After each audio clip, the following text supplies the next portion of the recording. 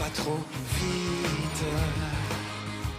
Comment ont vécu les moines pendant cette période de confinement? Eh bien, on part sur les contreforts du Pilat, en direction de la route de Laval à Angiers, c'est sur la commune de Saint-Chamond. Vous connaissez les frères Maristes, cette congrégation. On est vers l'Ermitage, ça s'appelle l'Ermitage. C'est une vieille bâtisse de 200 ans. Eh bien, figurez-vous que les moines, eux aussi, ils ont vécu un confinement puisqu'ils ont recueilli aucun pèlerin. En tout cas, Laurent Canonico nous a bien fait rire avec ce sujet. Regardez les boules de pétanque sorties de la naphtaline. À vous, Laurent. À l'Ermitage, l'heure de la messe quotidienne a sonné. Ils sont 7 frères maristes à demeurer à l'année dans cette maison fondée en 1817 par le père Marcellin Champagnat. Durant le confinement, les disciples de ce prêtre enseignant-éducateur n'ont reçu pour seule visite que celle du curé de la paroisse venu célébrer l'office. Habitués à accueillir des délégations des 87 pays que compte la congrégation, les frères ont d'abord ressenti de la frustration devant ce vide avant d'en tirer des enseignements.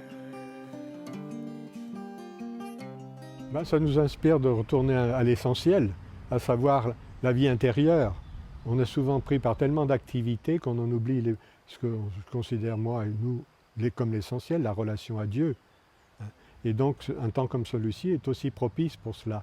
Pour notre communauté, par exemple, ça a été l'occasion de, non, je dirais pas de multiplier les prières, mais de prier mieux, de jouer sur la qualité de notre prière communautaire.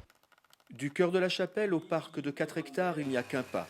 Durant le confinement, les frères maristes, en plus de la prière, ont occupé leur journée avec des choses simples. Jardinage, bricolage, entretien de l'Ermitage.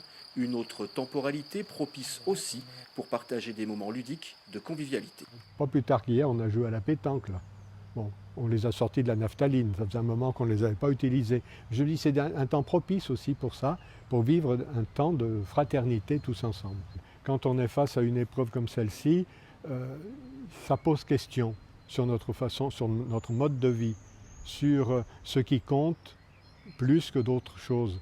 Et donc, ce serait un peu ça que je voudrais dire, que vraiment retrouver le sens d'une vie intérieure, le sens d'une relation à l'autre gratuite. Sur un tapis devant l'autel, les noms des membres de la communauté pour, malgré l'absence, les associer à la prière. Après la Semaine Sainte, c'est sans fidèles dans son église que la congrégation s'apprête à vivre les fêtes de Pentecôte et de l'Ascension.